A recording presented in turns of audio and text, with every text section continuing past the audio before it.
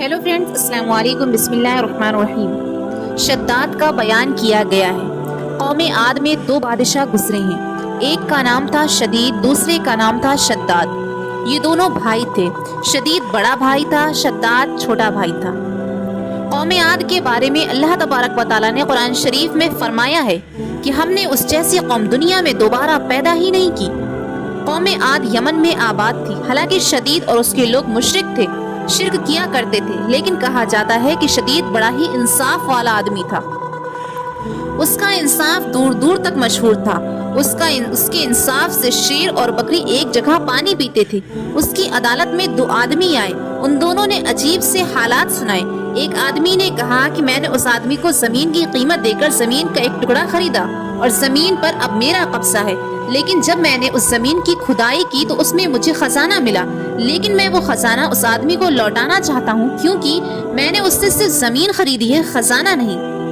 इसलिए मैं ये खजाना उसको वापस देना चाहता हूँ। दूसरा आदमी बोला, मैंने उसको जमीन बेची है, इसलिए उस जमीन में जो कुछ भी है वो सब उसी का है, इसलिए ये खजाना भी उसी का है और मैं ये खजाना वापस नहीं ले सकता। और मेरे समझ में नहीं आता कि ये खजाना क्यों नहीं ले रहा है, क्यों बहाना बना रहा है। शदीद ने उन लोगों से पूछा, तुम दोनों की कोई औलाद है? उन्होंने कहा, हाँ, एक के पास बेटी है और एक के पास बेटा है। शदीद ने हुक्म दिया कि उन दोनों की शादी करा दे, उनका निकाह आपस में कर दो और ये खजाना उन दोनों को दे दिया जाए। शदीद का ये फैसला सभी लोगों को बड़ा ही पसंद आया और उसके इस इंसाफ की चर्चा दूर दूर तक हो गई। हजरत हूद अलैहिस्सलाम ने शदीद को ईमान इस्लाम की दावत दी, लेकिन उसने सब कुछ होने के बाद भी मना कर दिया और शिर्क की ही हालत में मर गया। उसके बाद शद्दाद गद्दी पर बैठा। हजरत हूद अलैहिस्सलाम ने शद्दाद को भी ईमान लाने के लिए कहा। शद्दाद ने कहा, अगर मैंने तुम्हारा दीन अपना लिया तो मुझे क्या फायदा होगा? हजरत हूद अलैहिस्सलाम ने फरमाया, अल्लाह ताला तुम्हें हमेशा की जन्नत में अता फरमाएगा और तुम पर अपनी मेहरबानी करेगा। शद्दाद ने जवाब दिया, अपनी जन्नत तो मैं खुद ही दुनिया में बना लूंगा और वहाँ ऐशो आराम के साथ रहूंगा। उसके बाद शद्दाद ने दुनिया में ही जन्नत बनाने का मजबूत फैसला किया। उसके बाद शद्दाद ने मुल्क के कोने कोने में पैगाम भेजा और हुक्म दिया कि उन सब के पास जितना भी सोना चांदी है वो सब का सब मेरे पास लाकर पेश किया जाए। इस तरह उसके पास बड़ी तादाद में सोना चांदी हीरे जवाहरात जमा हो गए। फिर उसने खूबसूरत जगह की तलाश करना शुरू कर दी और उसे वो जगह मिल भी गई। वो जगह ऐसी थी जहाँ की हवा जन्नत की हवा की तरह खुशबूदार थी। उसने एक जगह पे तमाम हीरे जवाहरात जमा किए। मुल्क के कोने कोने से बड़े बड़े तेज और होशियार कारीगर बुलवाए और इमारत की मजबूत से मजबूत नींव डलवाना शुरू कर दी। उसकी दीवार की लंबाई लोगों की सोच से ज्यादा ऊंची और लंबी थी और उसकी चौड़ाई उसके कारीगरों के हिसाब से उस वक्त के सबसे चौड़ी और मजबूत दीवार थी। आसमान को छूती थी और उसकी चमक दमक सूरज और चांदी के मानंद थी। जब से ये दुनिया कायम हुई थी ऐसी इमारत कभी नहीं बनी थी। उसकी दीवारें सोने और चांदी से बनाई गई थी और छत सोने के पत्तों से सजाई गई थी। उसके सुतून खूबसूरत बिल्लौर से मजबूत किए गए थे और हर चीज बेहतरीन तरीके से सजाई गई थी। वहाँ की नहरों में रेत के बजाय अनमोल मोती बिछाए गए और वहाँ पेड़ सुर्ख सोने के फलों से लाद कर मुश्क और अंबर की खुशबू से भर दिए गए। जिस वक्त उन पेड़ों से होती हुई सूखी हवा चलती तो उस तरफ के रहने वाले लोगों के दिमागों में खुशबू की भर देती थी। शद्दाद से जमीन पर मिट्टी के बजाय मुश्क और अंबर बिछवाया था। उसके महलों के चारों तरफ से लाल सोने से तरतीब देकर सजाया गया था। वो जगह सिर्फ देखने में ही खूबसूरत नहीं बनाई गई थी, बल्कि रहने वालों के लिए भी आरामदायक और खूबसूरत बनाई गई थी।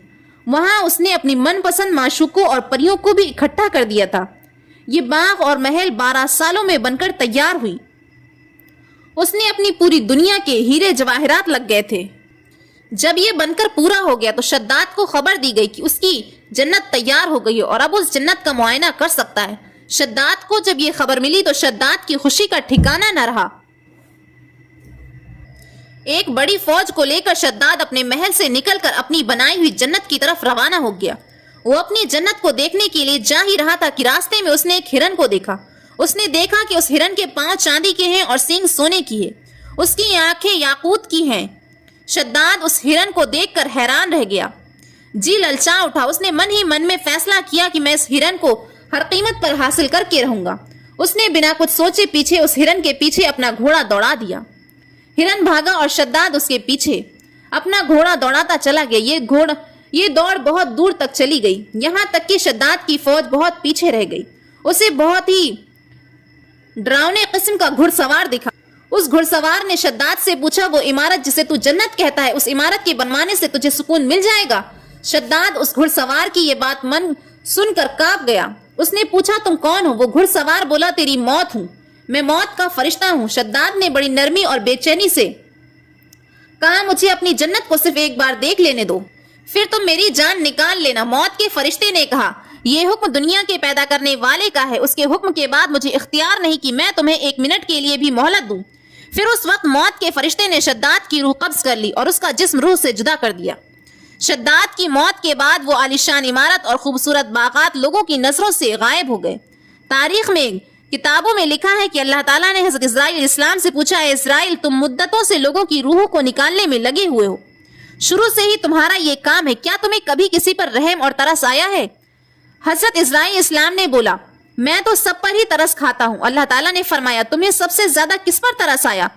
تب حضرت اسرائیل علیہ السلام نے کہا کہ اے اللہ، میں نے ایک دن آپ کے حکم کے مطابق ایک ناؤ کو توڑ دیا تھا، تختے الگ الگ کر دیے تھے، ہوا کا جھونکا آیا، ناؤ ڈوب گئی اور ناؤ والے بجلی کی طرح کچھ ہی دیر میں ختم ہو گئے، مگر ایک عورت جس کے پیٹ میں بچہ تھا، اس کو حکم کے مطابق تختوں کا سہارا بنا کر بچا لیا۔ وہ تختہ فرشتوں نے ایک جزیرے کے پاس پہنچا دیا۔ جس وقت ایک لڑکے کے پیٹ اس عورت کے پیٹ میں پیدا ہوا، وہ بہت ہی پریشان ہوئی۔ اب آپ کا حکم ہوا کہ ماں کی جان نکال لو اور اکیلے اس لڑکے کو پہلو میں پڑے رہنے دو۔ اے میرے پروردگار، اس وقت میں رو دیا اور میرے من میں خیال آیا کہ اس بچے کا کیا ہوگا؟ یہ بچہ تڑپ تڑپ کر مر جائے گا یا کسی جنگلی جانور یا درندے کا منہ کا نوالا بن جائے گا۔ اے خدا، تو خوب جانتا ہے۔ مجھ سے اس بچے پر بہت رونا آیا تھا، اس کی تنہائی اور بے بسی کو دیکھ کر سوچ کر میرا دل بھر آتا تھا۔ اور دوسرا، شداد پر مجھے بڑا ترس آیا، اس نے کئی برسوں میں عمارت بنوائی لیکن اس کی ایک جھلک بھی دیکھنے سے محروم رہ گیا اور دل میں افسوس اور حسرت لیے ہی اس دنیا سے چلا گیا۔ اللہ تعالیٰ نے فرمایا، اے اسرائیل، یہ شداد وہی لڑکا ہے جس پر تم نے پہلے بھی ترس کھایا تھا، اور میں نے اس کی ماں کے مرنے کے بعد سورج اور ہوا کو یہ حکم دیا تھا کہ تم اسے اپنی سردی اور گرمی سے مت ستانا، اور ہوا کو حکم دیا کہ پھولوں کے پتے اڑا کر اس کے لیے فرش بناؤ۔ پھر اس کے دونوں انگلیوں سے دودھ اور شہد کی نہریں میں نے بنائی۔ کتنی مہربانیوں کے ساتھ میں نے اس کی جان بچائی، اسے دولت سے نوازا، اسے بادشاہت دی، دنیا کی ساری نعمتیں اسے عطا فرمائی، لیکن پھر بھی ان نعمتوں کا شکر ادا کرنے کے بجائے وہ خدا ہونے کا دعویٰ کرنے لگا۔ اس کا توبہ انجام ہونا ہی تھا۔